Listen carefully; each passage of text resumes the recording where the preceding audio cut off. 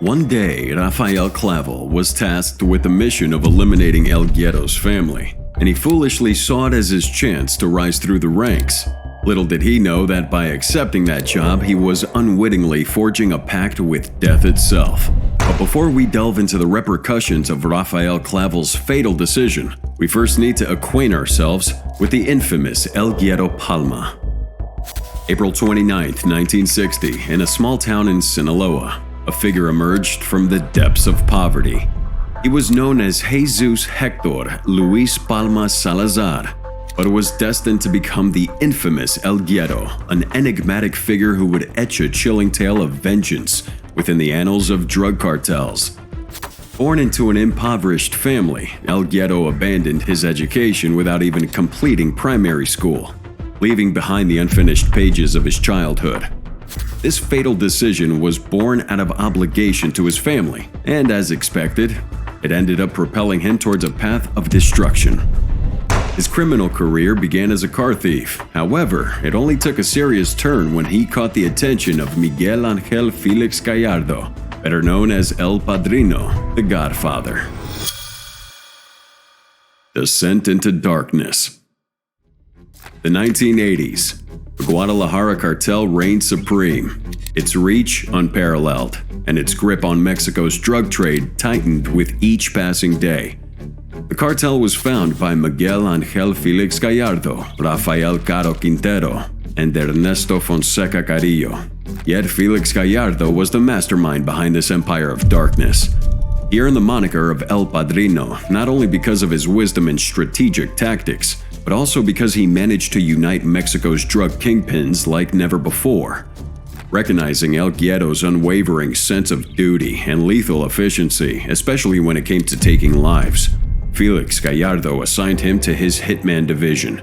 But fate had bigger plans for El Guero as he rapidly ascended through the ranks. In no time, he became the chief planner and executor of the drug trade between Sonora and the United States. He was responsible for smuggling tons of cocaine and other narcotics into the U.S.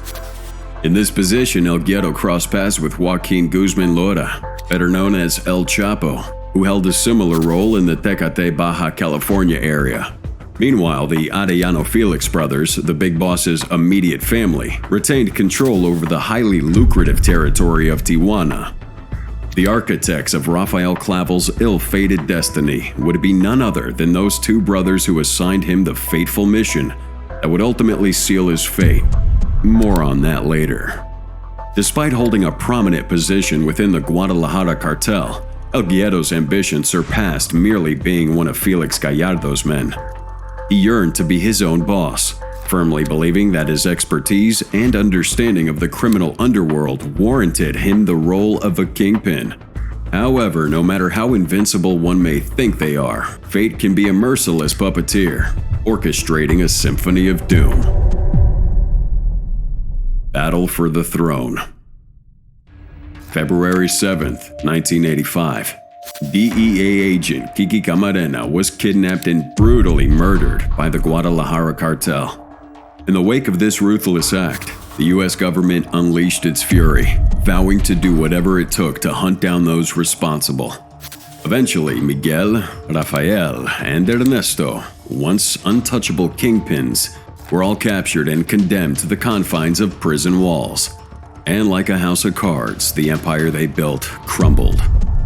From the ashes of the fallen cartel, two factions emerged, clawing their way towards dominance: the Tijuana cartel and the Sinaloa cartel. On one side stood Benjamin and Ramon Arellano Felix, kin of the fallen Miguel Ángel Félix Gallardo, who sought to protect their family's legacy. On the other loomed the enigmatic figures of El Chapo Guzman and El Guero, who were hailed for their prowess in the world of organized crime. Though once henchmen under Félix Gallardo's command, their insatiable hunger for control ignited a savage war, resulting in one of the most brutal and tragic episodes in the history of drug trafficking. And while El Chapo continued his meteoric rise in the criminal underworld, the path of El Guero took a darker and more personal turn when his path crossed with none other than Rafael Clavel. Unleashing Hell. 1989. As El Guero tirelessly navigated the drug routes under his control and the brutal war he had waged with the Arellano Felix brothers, a sinister plot was brewing in the shadows. Unbeknownst to him, his wife was entangled in a web of infidelity that would soon tear his world apart. For her new lover, Enrique Rafael Clavel Moreno, was nothing he claimed to be. Rafael Clavel was born in Venezuela, but later came to Mexico to work as a chauffeur for the man himself, Felix Gallardo. After the fall of the Guadalajara cartel, he came to work for the new Tijuana cartel of Benjamin and Ramon Arellano Felix. And what El Guero's wife didn't know when she fell for Clavel head over heels was that he was sent to orchestrate a sinister plan on behalf of the Arellano Felix brothers. His mission? To infiltrate the very heart of El Guero's family and seduce El Guero's wife, Guadalupe Leja Serrano. The affair escalated, and Guadalupe fell right into his treacherous embrace. The woman was so impressed with the Venezuelan that she agreed to leave her husband and run to the US with him. And after persuading her to extract a staggering $7 million from one of El Guero's secured bank accounts, the lovebirds vanished to the shadowed streets of San Francisco, taking with them the innocent children of El Guero. It was there that the chilling truth unfurled its wings. The facade of the young drug trafficker unraveled, revealing a far more sinister identity. He was nothing more than a cold-blooded hitman. Rafael Clavel ended up killing Guadalupe, and as if her murder wasn't crude enough, he decapitated her and sent her head in a box to El Guero. Then he fled with the fortune and the children to Venezuela. But approximately a week later, the final chapter of the tragedy unfolded. Rafael Clavel sent El Guero a video showing he threw his two children, Natalie, 4 years old, and Hector, 5 years old, from the Concordia Bridge in Venezuela. As expected, fueled by an agonizing blend of grief and seething indignation, El Guero was hungry for revenge. United with his partner in crime, El Chapo, the drug lords embarked on a relentless campaign of vengeance, unleashing a ruthless wave of bloodshed that transcended all boundaries. Eye for an eye. Rafael Clavel was shortly arrested after having fulfilled the mission for the murder of the two minors. Confined within his prison cell, Rafael may have believed he was shielded from the grim fate that awaited him, yet the bars surrounding him couldn't shield him from his impending doom. Using the fortune he stole from El Guero, Rafael was able to enjoy certain privileges in the prison that granted him limited freedom within the facility. Exploiting this advantage, he seized an opportunity, stealing a revolver from a guard and hijacking a truck transporting vegetables. He crashed through the prison gates with a destructive force, relishing in his fleeting victory. But little did he know his triumph would be short-lived.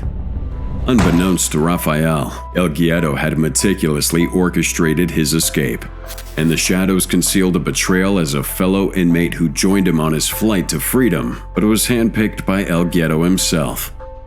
Rafael was shot several times, and according to reports, he managed to get off the truck and ran in an attempt to take refuge in a wooded area. But he didn't succeed, and eventually succumbed to his gunshot wounds. Yet El Guero's insatiable thirst for vengeance knew no bounds. It extended beyond Clavel's demise. He ordered the merciless execution of 9 friends and relatives of the Arellano Felix family members. The bodies had skull fractures and severe injuries with signs of beatings. El Guero's reign of terror continued unabated as he ordered the killings of 3 of Clavel's sons, the Tijuana cartel's lawyer, Jesus Güemes, who defended Rafael Clavel, and 3 students of Venezuelan nationality registered in the Autonomous University of Sinaloa. Rumors have it that they were accomplices of Clavel, but El Guero was so blinded by his revenge rampage that we wonder if those students' lives were snuffed out with cold brutality just for being Venezuelan.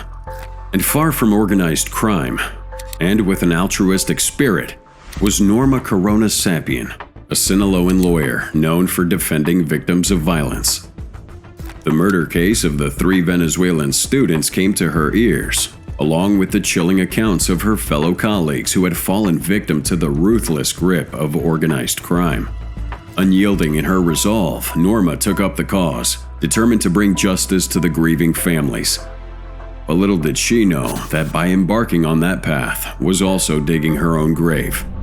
The bloodshed didn't end there. The claws of El Guero's vengeance extended their reach into the vibrant heart of Puerto Vallarta, Jalisco, where a notorious nightclub became the stage of yet another chilling and calculated act of violence. His objective that night was crystal clear: to eliminate the Arellano Felix brothers. And so as the night unfolded, chaos erupted in a storm of brutality as several gunmen opened fire on the guests of the nightclub. 10 lives were tragically cut short, their destinies entangled in a web of malice that they had no hand in. However, fate chose to spare the intended targets. The Arellano Felix brothers managed to slip away from the scene, unharmed and untouchable.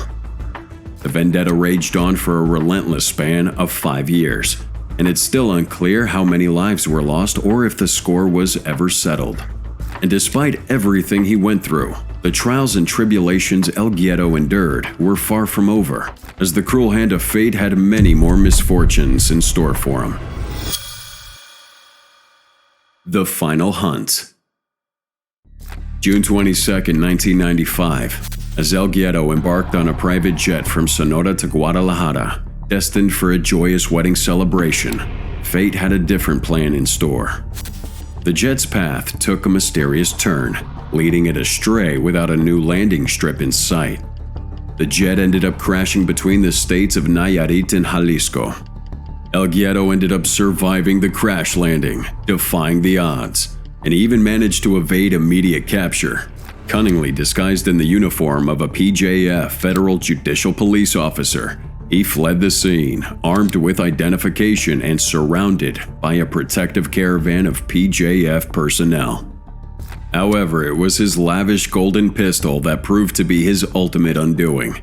The extravagant weapon caught the attention of some military officers, who unraveled the scheme that allowed El Guero to elude justice for a time, and he was finally arrested.